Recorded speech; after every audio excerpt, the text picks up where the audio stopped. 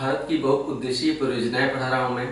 और इसके पहले वाले वीडियो में जो पार्ट 1 था उसमें मैंने 7 बहुउद्देशीय परियोजनाएं पढ़ाई। मैंने बताया था कि बहुउद्देशीय परियोजना मल्टीपर्पज प्रोजेक्ट का अर्थ होता है बड़े बांध, नदियों का पानी रोकने के लिए बड़े बांध, ताकि पानी को इकट्ठा किया जा सके। जो पानी बह जाता है समुद्र तक उसे रोका जा सके, ताकि सिंचाई, बिजली बनाने, मछली पालने और पेयजल पीने के लिए उपयोग में उसे लाया जा सके, है ना। सबसे बड़ी उसकी आवश्यकता होती है सिंचाई। सिंचाई की आवश्यकताओं के चलते ही किसी नदी के पानी को बांध बनाकर रोक दिया जाता है, ताकि नहरें निकालकर खेतों तक पहुंचाया जा सके पानी को। 6 बहुउद्देशीय परियोजनाओं के विषय मैंने पढ़ाया। 7वां है इंदिरा गांधी नहर परियोजना। हेडिंग डाल दीजिए, इंदिरा गांधी नहर परियोजना। पॉइंट्स लिखवाने से पहले थोड़ा सा इसे समझा दूं। सतलज नदी और उसकी सहायक व्यास नदी, है ना।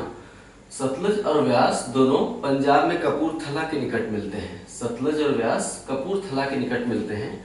वहां पर क्या किया गया है कि दोनों का जहां संगम होता है एक बांध बना दिया गया है, उसका नाम है हरिके बैराज। बांध बनाकर पानी को इकट्ठा कर लिया गया है, हरिके बैराज कहते हैं। उसी हरिके बैराज से इंदिरा गांधी नहर निकाली गई है। इसका उद्देश्य ये था, राजस्थान में एक तो मानसून पहुंच नहीं पाता है, खासकर पश्चिमी राजस्थान बिल्कुल सूखा रह जाता है। पश्चिमी राजस्थान के उत्तर से दक्षिण तक जो जिले हैं वह हैं गंगानगर, बीकानेर, जैसलमेर, बाड़मेर। रिपीट कर दूं, ये जानने लायक चीज है, याद रखिए।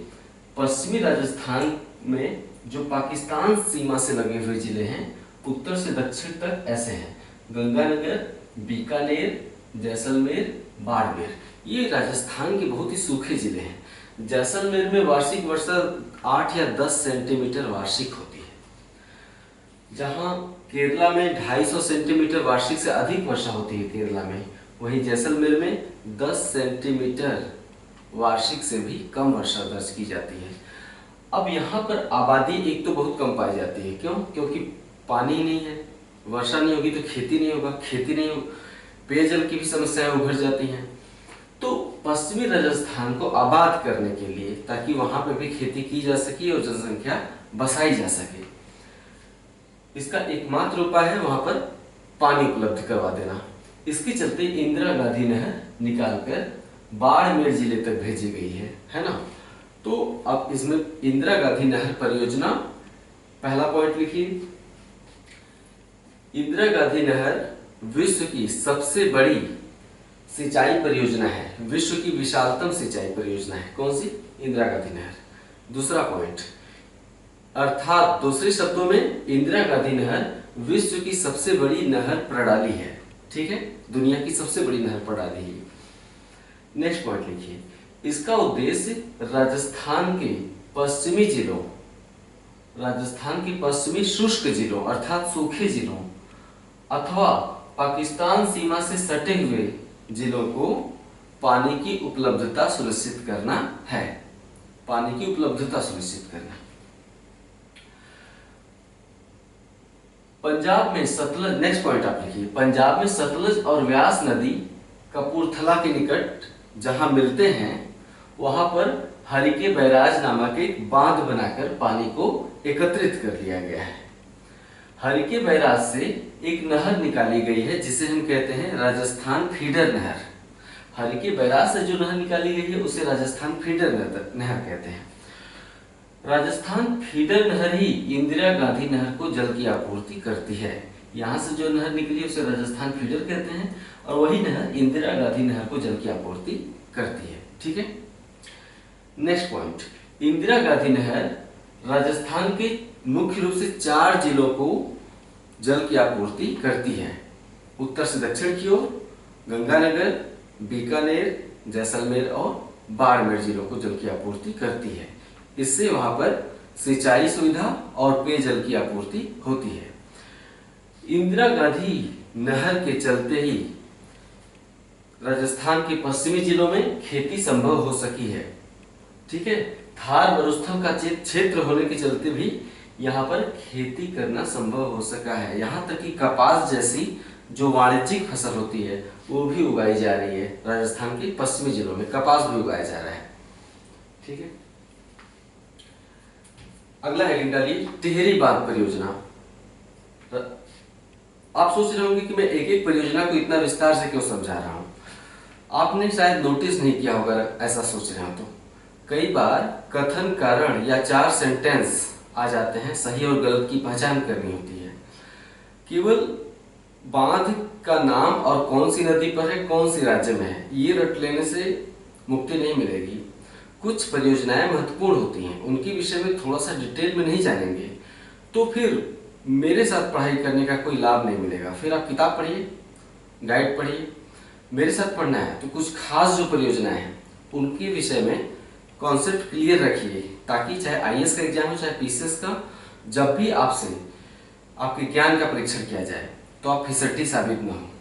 केवल ऐसे रटके जाएंगे कि इंदिरा गांधी नहर परियोजना राजस्थान में, मयूराक्षी परियोजना पश्चिम बंगाल में, है ना, तवा परियोजना मध्य प्रदेश में, सरदार सरोवर परियोजना गुजरात में, इस तरह से रट के जाएंगे।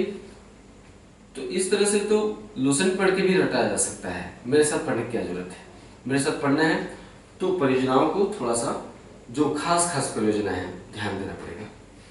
अगला हेडिंग डालिए, घबराइए मत, अगले ही वीडियो में मैं पूरे इंडिया के मैप में जितने भी परियोजनाएं हैं सबका नाम लिख दूंगा और ये भी लिख दूंगा कि कौन सी परियोजना किस नदी पर है और किस राज्य में है। एक साथ सारी परियोजना और बांध के नाम मैं बता दूंगा, लेकिन 10-12 जो खास खास हैं उनके विषय में जान लीजिए। अगला हेडिंग डालिए टिहरी बांध परियोजना। टिहरी, पहला पॉइंट उत्तराखंड राज्य में। दूसरा पॉइंट भागीरथी और भिलांगना नदियों के संगम पर बनाया गया है। टिहरी बांध भागीरथी और भिलांगना नदियों के संगम पर बनाया गया है या बनाया जा रहा है, अभी निर्माणाधीन है। इन दोनों नदियों की, गंगा भागीरथी और अलकनंदा नदियों के संगम से बनती है ना, जब अलकनंदा और भागीरथी मिल जाती है तो गंगा नदी बन जाती है। तो भागीरथी की एक सहायक नदी है भिलांगना, तो भिलांगना जहां पर भागीरथी से आकर मिलती है वहां पर टिहरी बांध बना लिया है, पानी को रोककर। हिमालय का क्षेत्र है पूरी तरह से। ठीक है, नेक्स्ट पॉइंट आप लिखिए, टिहरी बांध भूकंप जोन 5 के अंतर्गत आता है। नेक्स्ट पॉइंट, पूरा हिमालय कश्मीर से लेकर अरुणाचल प्रदेश तक, पूरा हिमालय भूकंप जोन या भूकंपीय जोन 5 के अंतर्गत आता है, जो कि भूकंप के लिहाज से सर्वाधिक संवेदनशील क्षेत्र है। पूरा हिमालय भूकंप के लिहाज से सर्वाधिक संवेदनशील क्षेत्र है, अर्थात यहाँ पर रिक्टर स्केल पर 8 या अधिक तीव्रता के भी भूकंप आने की संभावना बनी रहती है। रिक्टर स्केल पर 8 या अधिक तीव्रता के भूकंप आने की संभावना भी बनी रहती है। ठीक है, तो चूंकि पूरा हिमालय भूकंप जोन 5 के अंतर्गत आता है, इसलिए टिहरी भी भूकंप जोन 5 पर बसा हुआ है।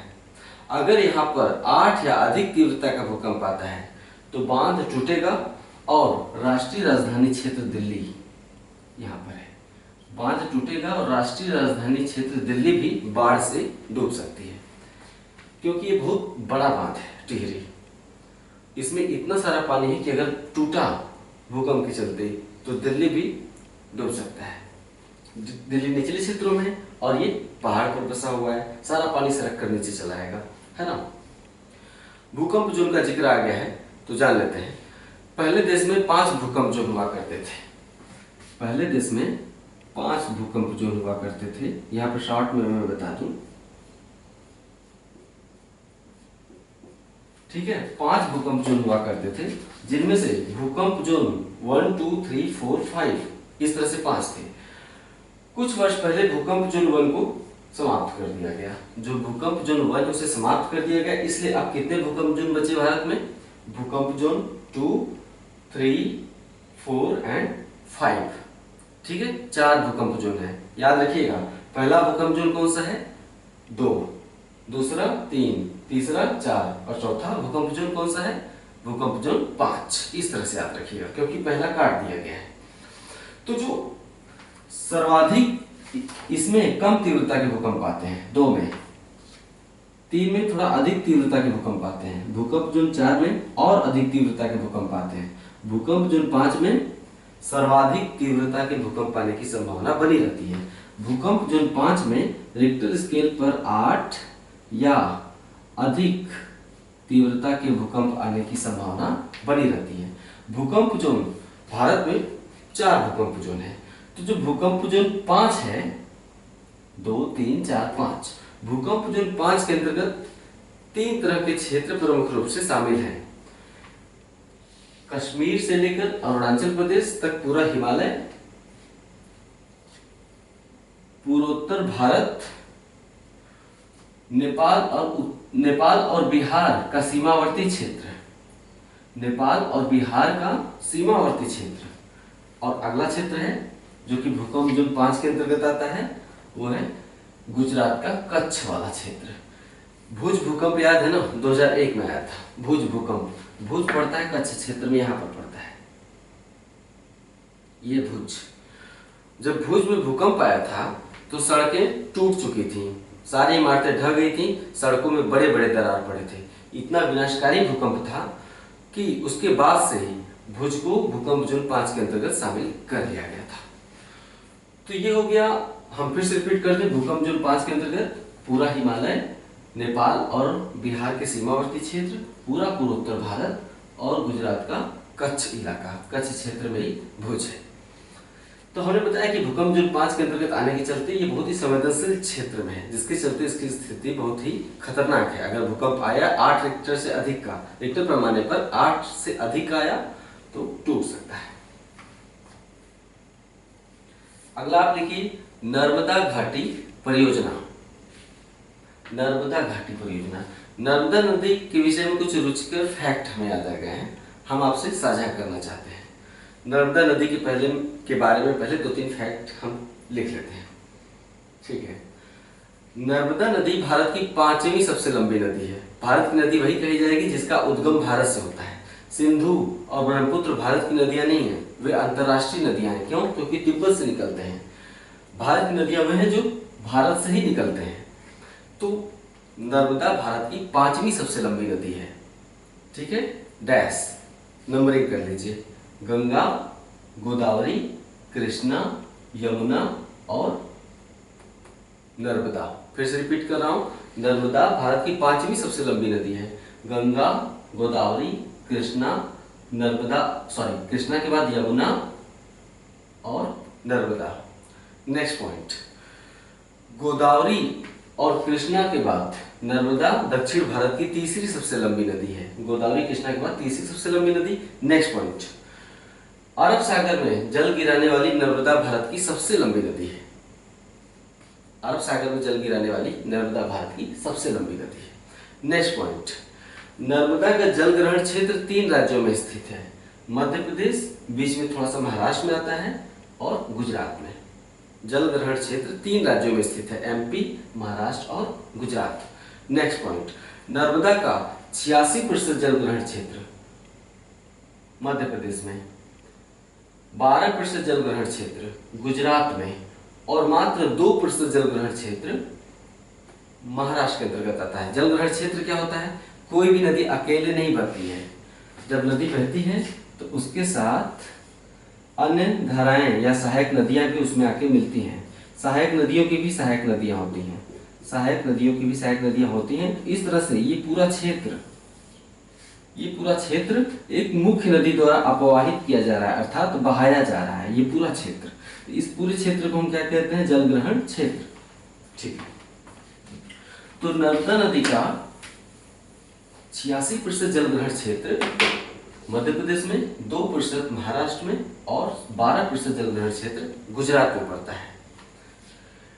नर्मदा नदी या नर्मदा नदी तंत्र के जल का उपयोग करने के लिए नर्मदा घाटी परियोजना तैयार की गई। नर्मदा नदी के जल का उपयोग करने के लिए नर्मदा घाटी परियोजना तैयार की गई।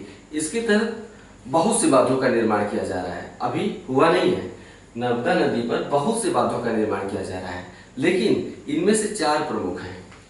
इनके नाम लिख लीजिए। नर्मदा सागर परियोजना, उसके पश्चिम में ओमकारेश्वर परियोजना, उसके पश्चिम में माहेश्वर परियोजना और उसके पश्चिम में सरदार सरोवर परियोजना। इन चारों में से जो पूर्व के तीन हैं, नर्मदा सागर परियोजना, ओंकारेश्वर परियोजना और माहेश्वर परियोजना, ये तीनों मध्य प्रदेश में पड़ते हैं, ये तीनों एमपी में पड़ते हैं। और जो सरदार सरोवर परियोजना है ये गुजरात में पड़ता है। ठीक है। नर्मदा नदी कैसे क्षेत्र में बहती है? घाटी में, रिफ्ट वैली में बहती है, भ्रंश घाटी में बहती है, यानी दोनों तरफ से उठी हुई ढाल है और बीच में गहरा क्षेत्र है। उसमें नर्मदा नदी सरसराती हुई बहुत ही तीव्र गति से बहती है, क्योंकि मैदानी क्षेत्र नहीं, ये ढलान वाला इलाका है। तो यहाँ पे एक आइडिया ये आया कि नर्मदा नदी का जल बहुत ही तीव्र गति से बहता हुआ अरब सागर में गिर जाता है। जब बरसात होती है तो पानी खूब रहता है, बरसात जब खत्म होती है तो नर्मदा नदी का सारा पानी बह के चला जाता है अरब सागर में। साल भर नर्मदा नदी में पानी रहता है, लेकिन मात्रा बहुत ही कम हो जाती है, खासकर मानसून काल के बाद। सूखे मौसम में इसमें जल की मात्रा बहुत ही कम हो जाती है। तो एक विचार आया कि क्यों ना नर्मदा नदी पर बहुत सारे बांध बनाकर उसका पानी शुष्क मौसम के लिए इकट्ठा रखा जाए। इसमें सबसे महत्वपूर्ण बात है सरदार सरोवर परियोजना। नर्मदा नदी का सबसे महत्वपूर्ण बात है, इसलिए सबसे महत्वपूर्ण है कि इसे नर्मदा नदी के सबसे निचले इलाके में बनाया गया है। कोई भी नदी सबसे ऊपर वाले इलाके से बहना शुरू करती है और नीचे की तरफ बहती है ना, तो इससे नर्मदा नदी के सबसे निचले इलाकों में गुजरात में बनाया गया है, ताकि यहाँ पर एक बांध बनाकर दीवार खड़ी करके मजबूत पानी को उसकी घाटी में ही रोक लिया जाए। नर्मदा नदी ऐसी घाटी में बहती है ना, दोनों तरफ से तीव्र ढलान वाली घाटियां हैं, इसमें जल नदी का ये जल है। तो सरदार सरोवर नामक बांध बना के यहाँ पे नर्मदा नदी का पानी रोकने का विचार आया कि यहाँ पे बांध बना लिया जाए तो सारा का सारा पानी घाटी में भरा रहेगा लबालब। इतना ही नहीं, जितनी बांध की ऊंचाई होगी, बांध की ऊंचाई जितनी ही ज्यादा होगी, पूरे घाटी में नर्मदा नदी का जलस्तर भी ऊंचा उठ जाएगा और उसका प्रयोग सिंचाई के लिए, जल विद्युत के लिए किया जा सकता है। ये ऐसा विचार आया। तो अगला हेडिंग आप डालिए, अभी तक जितना पढ़ाया उसके बाद हेडिंग डालिए सरदार सरोवर परियोजना। इसके बारे में 4-6 फैक्ट लिख लीजिए, काम देता है, हमेशा पूछा जाता है। इनमें से सरदार सरोवर परियोजना 4 राज्यों की संयुक्त परियोजना है। सरदार सरोवर परियोजना 4 राज्यों की संयुक्त परियोजना है। मध्य प्रदेश, महाराष्ट्र, गुजरात, ये तीनों तो हैं ही। चौथा राज्य है राजस्थान। जैसे पश्चिमी गुजरात सूखा क्षेत्र है, वैसे ही पश्चिमी राजस्थान भी सूखा क्षेत्र है। तो इस परियोजना में राजस्थान को भी शामिल कर लिया गया। संयुक्त परियोजना मतलब क्या होती है? इसके निर्माण में जो खर्चे हैं वो चारों राज्यों द्वारा दिए जाएंगे, एमपी, महाराष्ट्र, गुजरात और राजस्थान। और जब ये तैयार हो जाएगा तो यहाँ से नहरें निकालकर राजस्थान में भी भेजी जाएंगी, ताकि राजस्थान के सूखे इलाकों में सिंचाई हो सके। ये होती है परियोजना, बहुउद्देशीय परियोजना। तो 4 राज्यों की संयुक्त परियोजना है, इतना लिख लिया। नेक्स्ट पॉइंट, सरदार सरोवर परियोजना का सर्वाधिक लाभ गुजरात को मिलेगा। जब यह परियोजना तैयार हो जाएगी तो इसका सर्वाधिक लाभ गुजरात को मिलेगा, क्योंकि बांध बन जाने के पश्चात जलाशय का पानी नहरों के माध्यम से गुजरात के पश्चिमी शुष्क क्षेत्रों में भेजा जा सकेगा। गुजरात का जो पश्चिमी क्षेत्र है वहां पर वर्षा नहीं होती है, उतना ही सूखा रहता है जितना राजस्थान का पश्चिमी क्षेत्र। तो सबसे ज्यादा लाभ गुजरात को मिलेगा, क्योंकि बांध बन जाने के बाद जो जलाशय बनेगा, जलाशय से नहरें निकालकर राजस्थान के गुजरात के पश्चिमी भागों की सिंचाई की जा सकेगी और वहां पे फसलें उगाई जा सकेंगी। ठीक है। नेक्स्ट पॉइंट, सरदार सरोवर परियोजना का सबसे ज्यादा नुकसान, सबसे ज्यादा घाटा मध्य प्रदेश को होगा। जब ये बन जाएगा तो सबसे ज्यादा नुकसान इससे मध्य प्रदेश को होगा। क्यों? क्योंकि जब बांध बन जाएगा तो उसके पीछे नदी का जल स्तर ऊंचा उठेगा अपनी घाटी में। बांध उसके पानी को रोकेगा तो बांध के पीछे नदी का जल स्तर अपनी घाटी में ऊंचा उठेगा। जल स्तर जैसे जैसे ऊंचा उठेगा, एक बहुत बड़े भूभाग को बाढ़ की चपेट में ले लेगा, हमेशा हमेशा के लिए वो क्षेत्र जलमग्न हो जाएंगे। ठीक है। चूंकि मध्य प्रदेश का अधिकांश क्षेत्र वनाच्छादित है, सर्वाधिक वनों का क्षेत्रफल भारत के किस राज्य में है? मध्य प्रदेश में, है ना। तो मध्य प्रदेश का ये सतपुड़ा पर्वत का क्षेत्र है, सतपुड़ा पहाड़ी का क्षेत्र है, तो ये पूरा जंगली क्षेत्र है। तो जब यहाँ पे जल स्तर ऊंचा उठ जाएगा और एक बृहद भूभाग जल में डूब जाएगा तो यहाँ पर पर्यावरणीय संकट पैदा होंगे। जैसे स्थानीय जीव जंतु विलुप्त हो जाएंगे, जल में डूबकर काल कवलित हो जाएंगे। दूसरा, किसी भी क्षेत्र का एक पारिस्थितिकी तंत्र होता है, जब कुछ प्रजातियां विलुप्त होती हैं तो दूसरी प्रजातियों पर भी उसका प्रभाव पड़ता है। इसको हम कहते हैं पारिस्थितिकी संकट पैदा हो जाएगा। ठीक है, बहुत बड़ा भूभाग जल में डूबने से पारिस्थितिकी संकट पैदा हो जाएगा मध्य प्रदेश में। तीसरा, जंगलों में जनजातियां रहती हैं, स्थानीय जनजातियों के पुनर्वास की समस्या उभरेगी कि उन्हें उठाकर कहां पर रखा जाए, कहां पर बसाया जाए। तो बहुत सारी समस्या उभरनी है जब ये बांध बनकर तैयार हो जाएगा। तैयार तो हो ही रहा है। बीच में ये मुद्दा भी छा गया था कि सरदार सरोवर बांध की ऊंचाई और बढ़ाई जाए, क्योंकि इसका लाभ तभी मिलेगा जब बांध की ऊंचाई और बढ़ाई जाएगी, तभी जलाशय में लबालब पानी भरा रहेगा और नहरों से निकालकर दूर तक के क्षेत्रों में पानी पहुंचाया जा सकेगा। किसी बांध से नहर की लंबाई इस पर निर्भर करती है कि बांध की ऊंचाई क्या है। बांध की ऊंचाई जितना ही अधिक होगी, नहरों में पानी उतना ही दूर तक जाएगा। अगर बांध छोटा बनाएंगे तो फोर्स कम रहेगा तो नहरों में पानी दूर तक नहीं जा पाएगा। तो एक विचार ये आया था कि बांध की ऊंचाई अधिक से अधिक बढ़ा दी जाए, जिससे जलाशय में पानी ऊंचे स्तर तक भर जाए। और जब नहरें निकाली जाएंगी तो राजस्थान वाली नहर जैसलमेर तक पहुंच जाएगी और गुजरात वाली नहर कच्छ के सबसे पश्चिमी क्षेत्र में पहुंच जाएगी, है ना। लेकिन इससे समस्या और गहरा गई, इसका विरोध होना शुरू हो गया।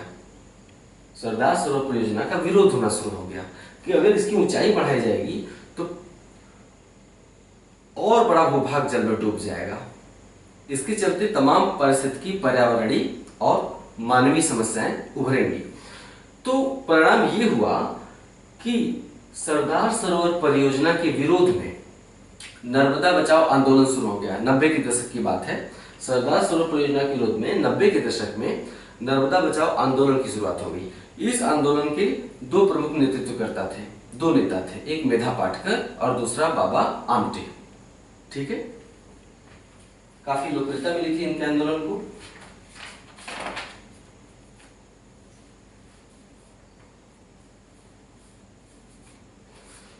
अब आज एक और पढ़ लेते हैं, केन बेतवा लिंक परियोजना। हेडिंग डालिए, केन बेतवा लिंक परियोजना। हाल में समाचारों में सुर्खियों में छाया रहता है, सवाल कभी भी उठ सकते हैं। केन बेतवा लिंक परियोजना, इसमें खास बात क्या है, पहला पॉइंट लिखिए। ये है बेतवा,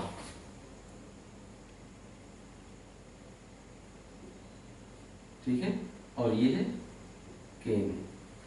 पहला पॉइंट लिखिए, बेतवा और केन दोनों यमुना की सहायक नदियां हैं। यमुना गंगा की सहायक नदी, ये गंगा है, उसकी सहायक नदी यमुना, और यमुना की सहायक नदियां हैं बेतवा और केन।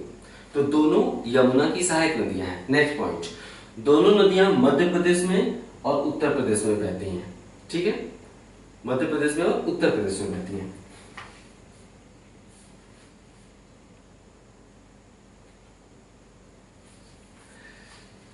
इस परियोजना के अंतर्गत यह विचार आया कि अगर बेतवा और केन नदियों को नहर बनाकर जोड़ दिया जाए, एक नहर के माध्यम से बेतवा और केन नदियों को जोड़ दिया जाए, तो जब इसमें पानी की कमी रहेगी तो पानी इसमें से इसमें भेजा जा सकेगा, और जब बेतवा में पानी की कमी रहेगी तो केन से बेतवा में पानी भेजा जा सकेगा। इस तरह से यह पूरा क्षेत्र जल की उपलब्धता का क्षेत्र बन जाएगा, है ना। इसके आसपास जल, इसके आसपास जल, और साथ ही नहर के माध्यम से अंदरूनी क्षेत्रों में भी जल भेजा जा सकेगा। क्यों? क्योंकि नहर में दोनों नदियों का जल होगा, बेतवा का भी और केन का भी, है ना। नहर ऐसे ही नहीं निकाली जाएगी, यहाँ पर डैम बनाया जाएगा। कहाँ पर? यहाँ पर डैम बनाया जाएगा, और यहाँ पर डैम बनाकर पीछे की घाटी जो है वहां पे जलस्तर ऊंचा कर लिया जाएगा। पीछे की घाटी का जलस्तर ऊंचा कर लिया जाएगा। जब जलस्तर ऊंचा होगा तो नहर में फोर्स होगा पानी का, परिणाम स्वरूप इन सभी क्षेत्रों में पानी नहर के माध्यम से पहुंचाया जा सकेगा, है ना। तो ये विचार है कि बेतवा और केन नदियों का पानी नहर के माध्यम से जोड़ लिया जाए, और यह पूरा भूभाग कैसा भूभाग है? बुंदेलखंड का इलाका है। ये पूरा बुंदेलखंड का इलाका है, यमुना के दक्षिण में। तो इससे पूरे बुंदेलखंड के सूखे क्षेत्र में, बुंदेलखंड में वर्षा नहीं होती है, तो इससे पूरे बुंदेलखंड के शुष्क भूभाग में कृषि कार्य के लिए, सिंचाई के लिए जल की उपलब्धता सुनिश्चित हो सकेगी, और साथ ही पेयजल भी बढ़ेगा इन क्षेत्रों में। तो ये परियोजना 2005 में स्टार्ट की गई थी, लिखते जाइए। 2005 में केन बेतवा लिंक परियोजना स्टार्ट की गई थी। हाल ही में बनकर ये परियोजना तैयार हो गई है, जिसके तहत दोनों नदियों को एक नहर के माध्यम से जोड़ दिया गया है ताकि बुंदेलखंड की सूखे की समस्या से निजात पाया जा सके। वास्तव में केन बेतवा लिंक परियोजना महत्वाकांक्षी नदी जोड़ो परियोजना का ही शुरुआत है। बहुत पहले विचार आया था कि देश के पूर्वी भाग में जल अधिक है, पश्चिमी भाग में जल कम है। इसी तरह उत्तरी भाग में जल अधिक है और दक्षिणी भाग में जल कम है। ठीक है, क्योंकि उत्तर भारत की नदियां वर्षवाहिनी है, ग्लेशियर से जल पाती हैं, तो उत्तर भारत में जल ज्यादा है, दक्षिण भारत में जल की कमी है। इसी तरह नदियां बहकर पूर्व में आती हैं तो पूर्वी भारत में भी जल अधिक है और पश्चिमी भारत में जल की कमी है। तो ये विचार आया था कि क्यों ना उत्तर भारत की नदियों को दक्षिण भारत की नदियों से और पूर्वी भारत की नदियों को पश्चिमी भारत की नदियों से यदि जगह जगह डैम बनाकर नहरों के माध्यम से जोड़ दिया जाए तो न केवल बाढ़ की समस्या से निजात मिलेगी बल्कि सूखे की समस्या से। क्यों? क्योंकि पूर्वी भारत में बाढ़ अधिक आती है, पश्चिमी भारत में सूखा पड़ता है। तो अगर पूर्वी भारत का जल नहरों के माध्यम से स्थानांतरित करके एक नदी से दूसरी नदी में, दूसरी नदी से तीसरी नदी में, तीसरी नदी से चौथी नदी में नहर के माध्यम से भेज दिया जाए तो पश्चिम भारत में सूखा समाप्त हो जाएगा और पूर्वी भारत में बाढ़ समाप्त हो जाएगी, है ना। तो नदी जोड़ो परियोजना एक बहुत ही महत्वाकांक्षी और कई उद्देश्यों को साथ लेकर चलने वाली परियोजना है। ये बहुत ही खर्चीली परियोजना है, अभी तक वास्तविक रूप में इसकी शुरुआत नहीं की जा सकी। जो नदी जोड़ो परियोजना है, अलग से हम कभी पढ़ा देंगे। इसमें बहुत सारे आयाम है, बहुत सारे एस्पेक्ट्स हैं समझने के लिए, निबंध भी आता रहता है, हम पढ़ा देंगे आराम से एक दिन। फिलहाल तो हम जितना बता रहे हैं अगर उतना भी लिखेंगे तो एक अच्छा निबंध तैयार हो जाएगा। तो जो केन बेतवा लिंक परियोजना है वो नदी जोड़ो परियोजना का ही प्रारंभिक चरण मान सकते हैं उसे। नदी जोड़ो परियोजना को अमृत क्रांति का नाम दिया गया है, पूछा जा चुका है। तो ये हो गया, आज हमने 3-4 परियोजनाएं पढ़ाई। जिसको इंटरेस्ट जगा होगा उसे या समझ में आया होगा उसका इंटरेस्ट जगा होगा, अगर कुछ लोगों को हो सकता है बोरिंग भी लगा हो जैसे भी। तो मैं अगले वीडियो में भारत की सभी बहुउद्देशीय परियोजनाओं को एक साथ समेट दूंगा। आपको एक जगह पे सारी परियोजनाएं कौन सी नदी कौन सा राज्य और नदी के नाम के साथ मिल जाएगा। ठीक है, इसके बाद हम अगला जो वीडियो पर पढ़ाएंगे वो होगा भारत में सिंचाई तालाब द्वारा, नलकूप द्वारा और नहरों के द्वारा। भारत में थोड़ा सिंचाई पढ़ा लेंगे, सिंचाई के अलग अलग प्रकार होते हैं वो पढ़ा लेंगे, जैसे ड्रिप सिंचाई, स्प्रिंकल सिंचाई, कमान क्षेत्र का विकास। तो थोड़ा सा सिंचाई पढ़ा के फिर कृषि वाले एरिया में प्रवेश किया जाएगा। ओके, नमस्कार।